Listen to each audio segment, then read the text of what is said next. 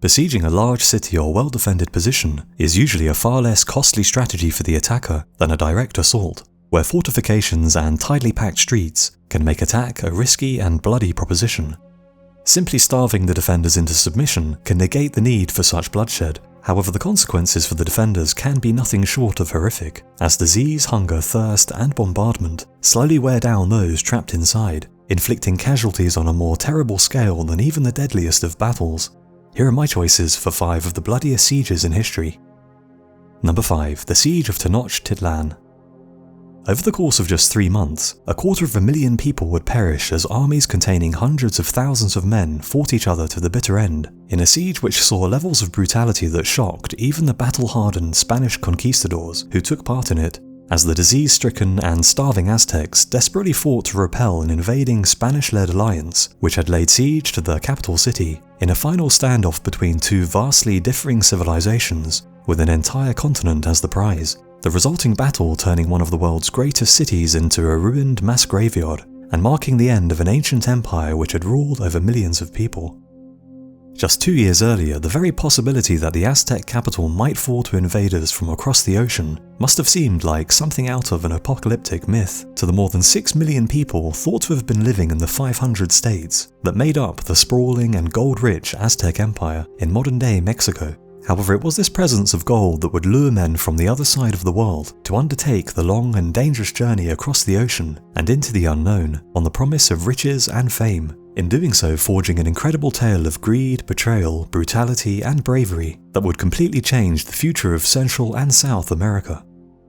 One such man was a Spaniard named Hernán Cortés, who like so many others had sought to leave behind what he saw as a future which was going nowhere, inspired to travel west in search of adventure, riches, and fame, as news of strange and unexplored lands came flooding into Europe following the incredible discoveries of Christopher Columbus. After proving his competence during the conquest of Cuba, Cortés was given command of an expedition to the mainland to investigate rumors of a mighty gold-rich empire, which was said to have been ruled over by a people known as the Aztecs. Sensing an opportunity to finally make a name for himself, he famously destroyed his ships in front of his men after they came ashore, so as to remove from their minds the very possibility of retreat. The men now knew that they would have to fight and win in order to survive. There could be no turning back. The conquest of the Aztec Empire had begun. Yet with a population of perhaps 6 million people, as well as access to vast resources and control over a city that was said to be larger than any city in Europe at the time, it must have seemed like this ragtag band of just 600 Spanish explorers stood no hope of taking on the might of the Aztecs. However, Cortés was a shrewd operator, and quickly learned that his newfound enemy had major weaknesses that he intended to exploit with devastating consequences. The Aztec Empire was held together by military strength, and above all fear, yet a massive undercurrent of resentment and outright hatred for the Aztecs simmered beneath the surface. Over hundreds of years, vast numbers of native tribes were violently subjugated by the Aztecs, the vanquished tribes forced to pay never-ending tributes of wealth, as well as sacrificial victims to be offered up to the Aztec gods, in horrifying mass sacrifices where still beating hearts would be cut from chests, and severed heads rolled down the steps of the Great Pyramid. Many of these conquered tribes dreamed of a day when they might throw off the shackles of their cruel overlords, and so the arrival of Cortés and his band of men equipped with strange and deadly weapons must have seemed like the perfect opportunity to finally destroy their hated enemies. Cortés wasted no time in exploiting this ill feeling between the various tribes, and set about building a network of alliances with natives who had long hated the Aztecs and relished the chance at obtaining revenge and breaking free. The Aztec Emperor Montezuma had initially sent great gifts of gold to the Spanish trespassing in his lands, perhaps hoping that such offerings would encourage them to leave. However, such lavish gifts merely increased their desire for plunder, encouraging the Spanish to press on with their attempted conquest, their insatiable lust for vast fortunes of gold, now no longer just a hopeful fantasy. By November the 8th, 1519, Cortés and his men finally reached the Aztec capital, yet amazingly was welcomed into the city by Montezuma, who perhaps hoped to observe them and look for weaknesses, only to crush them at a later date, or simply underestimated his strange-looking enemies. Either way, the decision proved to be a huge mistake, and surrounded by a hostile population of up to 200,000 people, Cortez and his men panicked and took the risky move of seizing Montezuma as a hostage in his own palace, intending to use him as a puppet ruler and therefore ensure the safety of his men. Yet Cortez was soon forced to leave the city to deal with the rival band of conquistadors who had arrived in Aztec lands, leaving a trusted but cruel lieutenant named Pedro de Alvarado in charge, who soon after carried out a massacre of many thousands of Aztecs during a religious festival, triggering a full-scale rebellion of the city's Aztec population. Cortez returned to the capital to find the Spanish enclave under siege, and ordered his hostage Montezuma to persuade the people to stop fighting. However, according to the Spanish, the emperor was stoned to death by an angry mob, leaving Cortez and his men no choice but to flee the city in what would later become known as the Night of Sorrows. Under constant attack as they fell back, many of the Spanish soldiers were killed, captured, or drowned in the nearby lake, weighed down by their armor, as well as the gold and plunder they had carried with them. However, crucially, Cortez survived the humiliating nighttime retreat, living on to fight another day. He wasted no time in regrouping his strength, amassing a horde of perhaps 100,000 native allies before heading back to the Aztec capital for revenge and a final showdown that would determine the future of the entire continent. On the 22nd of May 1521, he laid siege to the city, which had by now been ravaged by smallpox carried with the Spanish on their previous stay, and had killed as much as 50% of the city's population, fatally damaging Aztec fighting potential. With no access to supplies of food, water, or reinforcements from the rest of the empire, the Aztecs grew weaker and more desperate by the day, while the Spanish grew stronger as more native tribes joined them, sensing that the time of the Aztecs was fast coming to an end, and wishing to ensure that they were on the winning side when the war was over. Any tribes who had ideas about aiding the Aztecs were brutally crushed, the Spanish fearing that a snowball effect might tip the balance of power against them if too many of the smaller city-states joined the enemy. As the days wore on, the Aztecs inside the city were forced to drink filthy water in a vain attempt to quench their terrible thirst, yet this act simply furthered their demise as dysentery ravaged the already dwindling population, while the lack of food became so severe that many were forced to eat leather and wood as they were driven mad by hunger. Cortez slowly tightened his noose around the city's neck, moving forward inch by inch as the fighting descended into a vicious bloodbath amongst the city's tightly packed streets. The Spanish forced to fight for every building by their determined enemies, with each side showing no mercy to the other. Those who might have considered surrendering would receive no quarter, as each side fought to the death rather than risk being captured, with many Spanish soldiers unlucky enough to fall into the hands of the Aztecs, immediately taken to the Great Temple to be sacrificed, often in full view of their comrades encamped nearby, watching on in horror as their friends were dragged up the pyramid steps, before having their chests cut open, their still beating hearts ripped out. After 3 months of fighting, the Aztecs made their last stand amid piles of corpses in the central marketplace, where despite fighting bravely, they were unable to hold back the Spanish-led onslaught any longer. Yet despite surrendering, the slaughter was far from over, as the native allies of the Spanish vented centuries of frustration and anger at the Aztecs, massacring thousands of civilians and looting anything of value.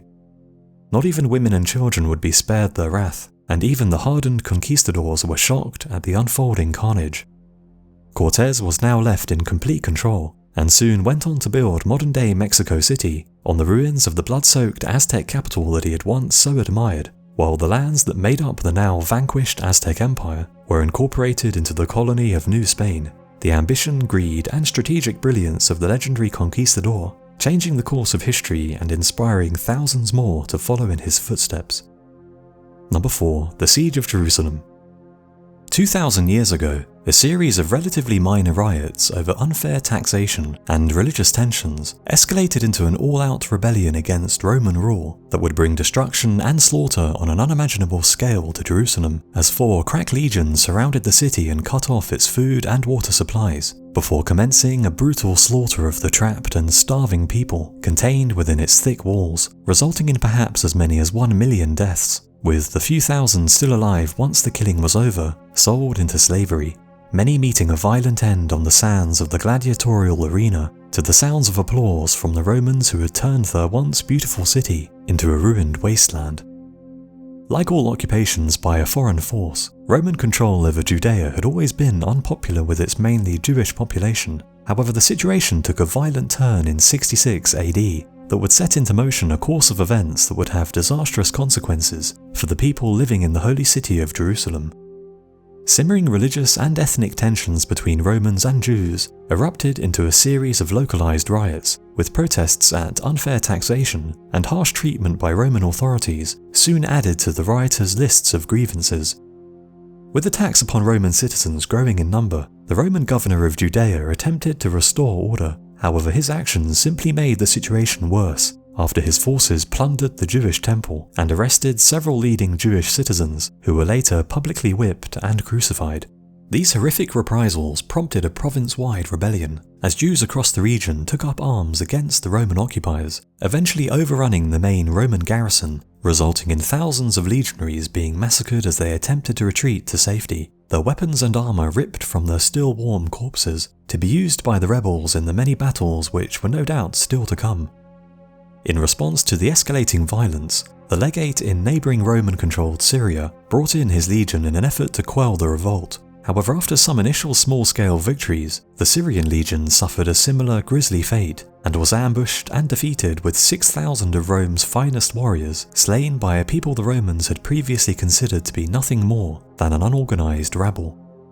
With Judea now purged of its Roman presence, a free government was formed in Jerusalem with new leaders elected. However, it was only a matter of time until the Roman response arrived.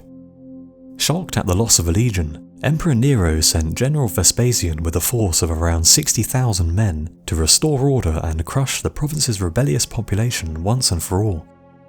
The general was an accomplished military man and implemented a successful strategy of first securing Judea's smaller cities and forts, driving the rebels they held towards the main centre of resistance at Jerusalem, a cunning strategy designed to focus enemy forces in one area, swell its population, and thus put an unsustainable strain on the city's food and water supplies as thousands of refugees poured into the city with each passing day. Most of the rebel strongholds were easily crushed by the disciplined legions. However, General Vespasian knew that, protected by its mighty rings of walls, the city of Jerusalem would not fall so easily, and any direct assault would prove to be a bloody and costly exercise. Yet fate was to deny the general his prize.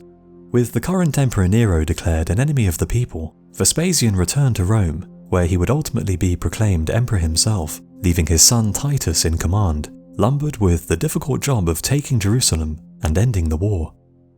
Titus surrounded the city with 4 legions and a massive wall and trench to prevent rebel supplies from getting through, while crucifying anyone who tried to escape, and following his father's earlier devious strategy, put even more pressure on the city's food and water supply by allowing religious pilgrims to enter the city in order to celebrate Passover but not letting them out. The Romans unleashed an unrelenting bombardment of the city, using battering rams to slowly break down its formidable walls. Yet despite quickly breaking through the first 2 walls, the third and final wall was the thickest and most heavily defended, and would not be overcome so easily. Siege engines launched huge stones at the fortifications day after day, night after night. However, the defenders sallied out from behind their walls to attack and dismantle the towering weapons, turning the siege into a stalemate that would last for 7 long months. The situation inside the city quickly descended into hellish chaos, as such a huge number of people concentrated in such a small area quickly depleted the city's limited food and water supplies. The population began to starve, with many resorting to eating leather and even sewage in a vain effort to stave off starvation, with tales of cannibalism becoming chillingly common. The situation was made even worse by the poorly led rebels engaging in vicious factional infighting as they fought and killed each other over disagreements on strategy, with at one point one faction even burning a huge stockpile of dry food in an insane attempt to make the defenders more desperate and thus willing to fight to the bitter end rather than negotiate a peace. By the summer of 70 AD, the disciplined and well-trained Romans finally broke through the last defences around the fortress of Antonia, following a daring nighttime attack on the rebel positions. The defenders put up a fierce and almost suicidal resistance, fighting to the end rather than surrendering. However, it was only a matter of time until they were completely overwhelmed by the relentless Roman advance.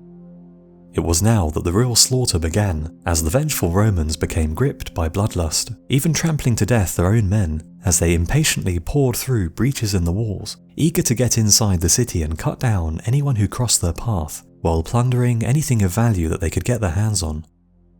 Much of the city was razed to the ground, with even the ancient Temple of Solomon destroyed by fire, as in the shadows of the flames, legionaries climbed over the ever-growing heaps of corpses, hungry to carry on the butchering of the largely unarmed civilians, as with the city's defenders already slain around its walls, the innocent were now the only ones left alive to receive the Roman wrath. Those few who managed to survive the carnage were sold into slavery, with many of those doomed to die horrific deaths on the sands of the empire's many gladiatorial arenas, the fate of Jerusalem serving as a grim warning to the many peoples subjugated by the Romans of the fate that awaited them should they dare to raise arms against their masters. Number 3. The Siege of Carthage. A century of warfare between two of the world's most powerful empires reached a final and bloody conclusion with a 3-year-long siege of the city of Carthage that would see most of its 400,000 inhabitants butchered and burned along its ancient streets. The lucky few who had escaped the spears and swords of the vengeful Romans who had brought such calamity to their home, sold into a lifetime of slavery, while every brick of their beloved city was torn down until only a faint memory of what was once the mighty Carthaginian Empire remained, doomed to be lost with the passing of time, when those who had witnessed the terrible destruction unleashed upon her people joined their victims in passing from this world. Before this titanic clash of civilizations occurred, Carthage had flourished for over 600 years thanks to its powerful navy, which enabled her people to build a trading empire that spread from North Africa to Spain, Sardinia, and the island of Sicily. However, this expansion brought the Carthaginians onto the doorstep of the militaristic Romans, a people who were themselves rapidly growing in strength, having recently conquered all of the Italian peninsula. With the Carthaginian presence so close to Rome's borders, it quickly became clear that the Mediterranean world was not big enough for two expanding great empires, yet both the Carthaginians and the Romans were convinced that the future belonged to them and them alone. The stage was set for an ancient war to end all wars, as each side fought a battle for survival, from which only one empire could prevail. What became known as the Punic Wars would be some of the largest conflicts that mankind had ever seen, as 3 bitter wars were unleashed upon the world, dooming hundreds of thousands of people to an early grave, as entire cities were wiped from the face of the earth, their populations put to the sword or sold into slavery, as Rome and Carthage fought to the bitter end, in a clash of civilizations that would determine the future course of the West. The First Punic War broke out in 264 BC, when a local dispute taking place on Carthaginian-controlled Sicily escalated into an ancient world war as both sides called their allies and vassals into the fight. Despite Carthage being in the dominant position, the determined Romans were not a people to back down, and although outnumbered on the high seas, achieved the incredible feat of constructing over 100 warships in just 2 months, a feat which enabled them to pull off a stunning series of victories that finally broke the Carthaginians' naval superiority, forcing them to sue for peace. The humiliated Carthaginians were kicked out of Sicily and burdened with huge war reparations. Desperate for new sources of wealth to aid in their recovery after the war, Carthage looked to Spain, which was a land rich in silver, as a target for expansion. However, once again they would find themselves at odds with their hated enemies when the Carthaginian army attacked a Roman-protected town.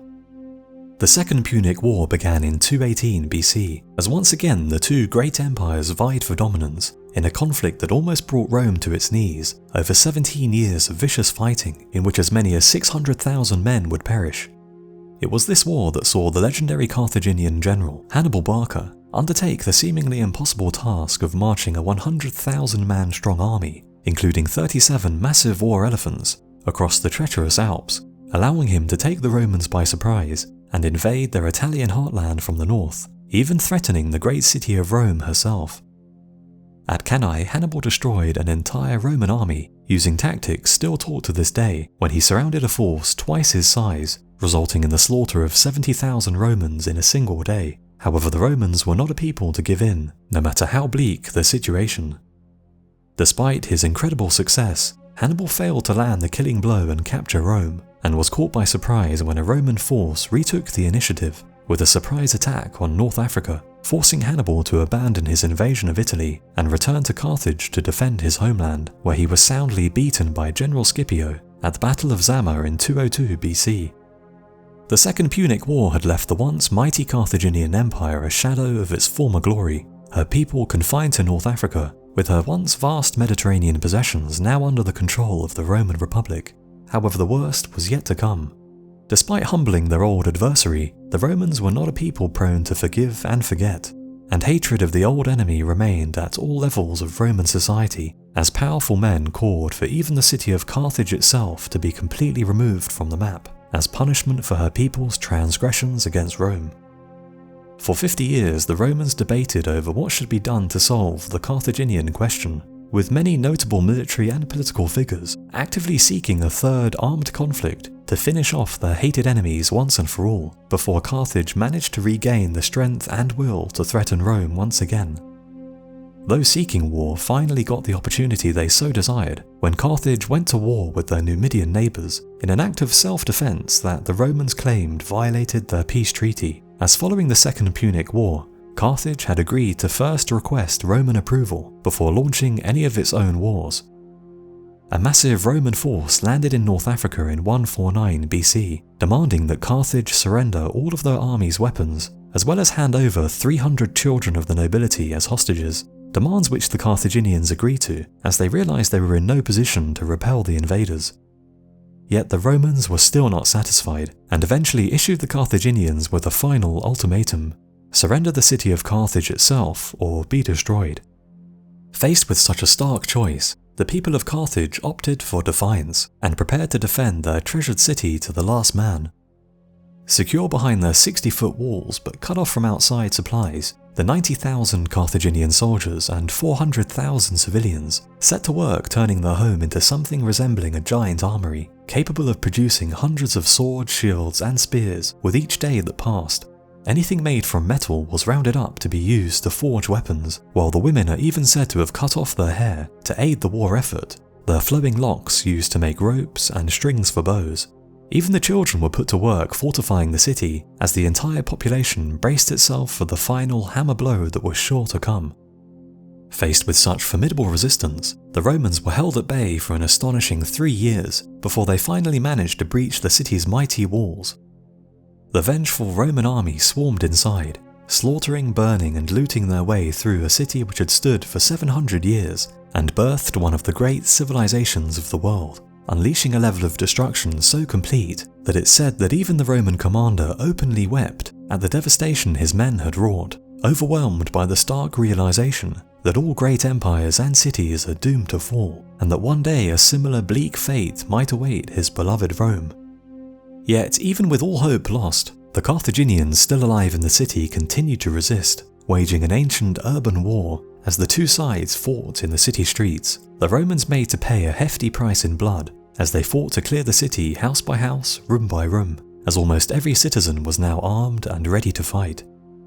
Yet such resistance could only last for so long, and when the last defenders were finally slain, the wife of the Carthaginian commander is said to have sacrificed her own sons in front of the advancing Romans, before taking her own life in a final disturbing act of defiance that marked the end of the 3-year-long siege. The victorious Roman commander rounded up the remaining 50,000 civilian survivors to be sold into slavery, and issued orders that every single building and structure in the city be torn down, so that no trace of Carthaginian civilization would remain, while the territories once controlled by Carthage were now incorporated into the Roman Empire as merely the province of Africa. The terrible fate of Carthage had not only left Rome as the supreme power in the Western Mediterranean, but also served to instill fear and terror into the Republic's many potential enemies, the total destruction of this once mighty empire serving as an eternal warning to any who might dare to cross Rome in the future. Number 2. The Siege of Baghdad. Insulting the Khan of the Mongolian Empire is a mistake that few men have had the misfortune of making, yet either through arrogance, incompetence, or betrayal by his advisors, the Caliph of the Abbasid Empire would bring down the wrath of the Mongols upon his people, resulting in one of the largest and most horrific massacres in history, as the city of Baghdad, at the time a global center of learning and culture, was put to the sword in a 10-day-long unrelenting bloodbath that claimed anywhere from 90,000 up to 2 million lives, as the city that was once the jewel in his caliphate was reduced to a depopulated ruin, its rivers running red with the blood of its men, women and children, the stench of rotting corpses so great that the Mongolian army who had destroyed it was forced to move its camp miles upwind to escape the terrible smell of decay in the air. The the devastation so great that Baghdad would never again regain anything close to its former glory. In 1242, al-Mustazim became the 37th caliph of the Abbasid dynasty. However, at the time of his rise to power, little did he know that he would also be the last. Ruling from the capital of the caliphate at the ancient city of Baghdad, the caliph was the figurehead of an Islamic empire that stretched from North Africa to the Arabian Peninsula and as far afield as modern-day Afghanistan. However, the glory days of his dynasty were now firmly in the past. With the city of Baghdad beset by political intrigues, civil wars, sectarian violence, and natural disasters, the capital of the caliphate had experienced a sharp decline, yet in spite of all this it still stood as one of the world's great cities. The caliph's predecessors had already been in contact with the strange people known as the Mongols, who had built themselves a massive empire in the east, the legendary Genghis Khan having led his armies out of the Mongol steppes to conquer the world barely half a century before. However, although the first Khan was by now long dead, his grandsons, who were now in control of the empire he had built, were no less ambitious, looking towards the lands now known as Iraq, Syria, and Egypt as ripe targets for expansion. Although the caliphate was already wisely sending an annual tribute to the Mongol Khan in exchange for being left alone, by 1241 it was decided that this was no longer enough, and the new caliph al-Mustazim received a fresh list of demands. The Khan gave him a simple ultimatum: travel in person to the Mongol capital to offer his personal submission to Mongol rule, and provide military aid to the Mongol armies currently fighting in Persia, or refuse and be destroyed. A cursory glance at the Mongols' track record of the previous 50 years should have been enough for the caliph to tread carefully with his reply. However, either due to arrogance, incompetence, or poor advice from his court, he not only refused the Khan's ultimatum, but also insulted the Mongol ruler in his reply. Such disrespect could only receive one answer from a Khan of the Mongols. The caliph and his city of Baghdad were now marked for extermination.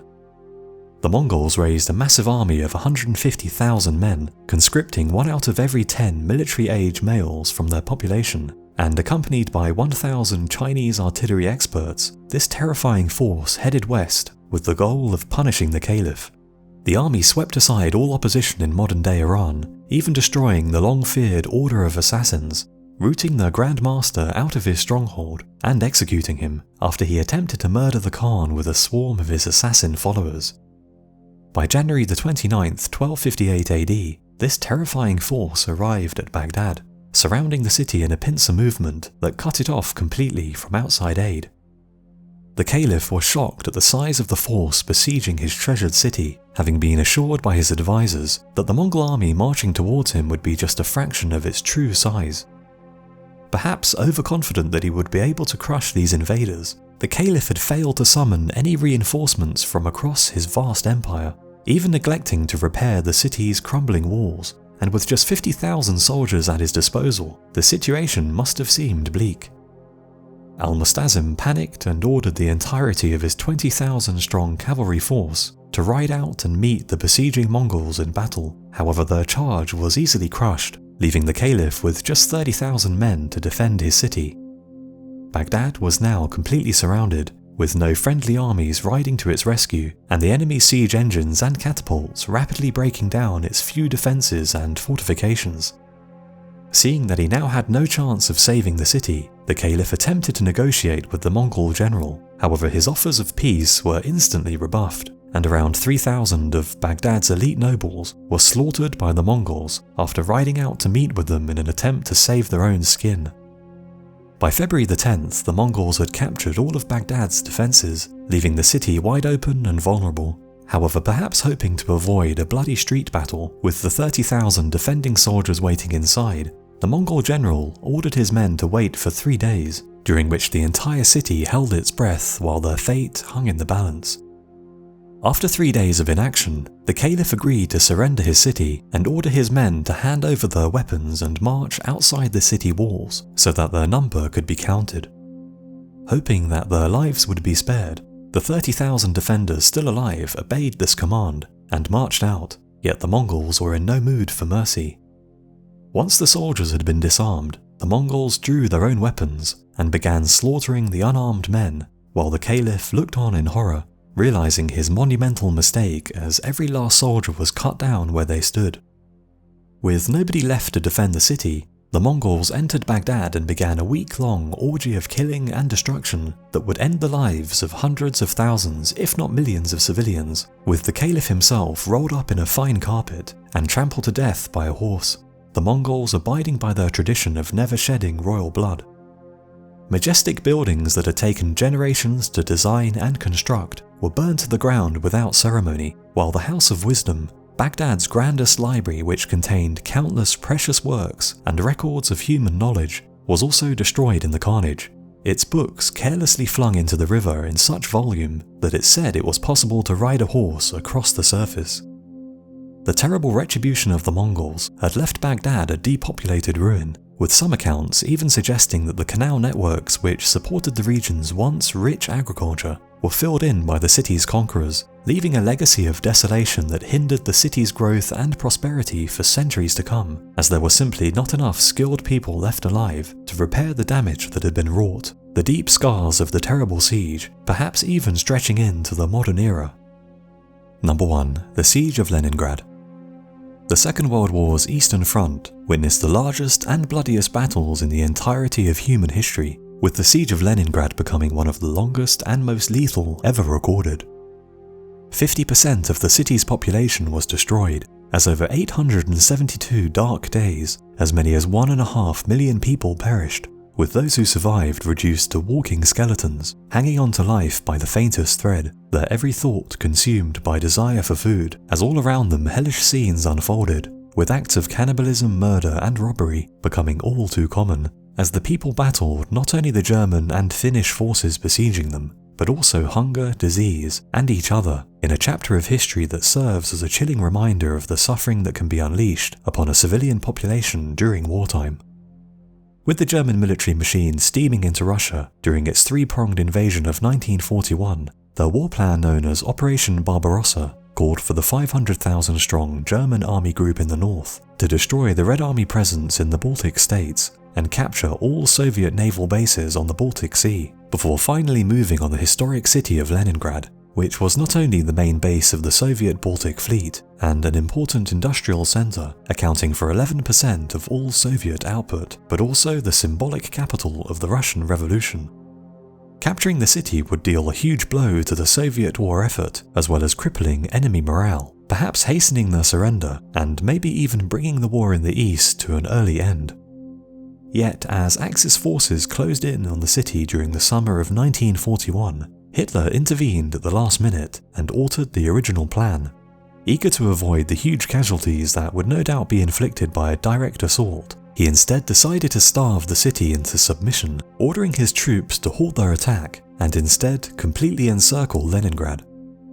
With limited supplies arriving from home, the German army had topped up their food rations by living off the land as they advanced through Soviet territory. However, with so many troops now deployed, there was simply not enough food to go round.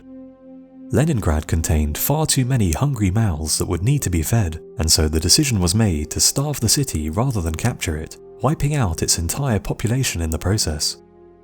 With the city completely surrounded, food quickly ran out for its 3 million citizens, and by winter rations had been lowered to just 1/3 of the daily amount needed by an adult. Dogs, cats, birds and rats vanished from the city as its starving people undertook a never-ending search for anything that might provide some nourishment, with many resorting to eating shoe leather and wallpaper in a futile attempt to stave off impending starvation. Yet worse was still to come, and as the situation grew increasingly desperate, more sinister reports began to emerge. Ration cards could mean the difference between life and death, and the city's more unscrupulous individuals began resorting to murder, hiding their victim's body so that they could draw the slain person's food rations for themselves, while others simply ate the flesh of the dead, who were scattered across every corner of the city, with as many as 1,500 people arrested by police for cannibalism. Yet hunger was not the only hardship that the people had to contend with.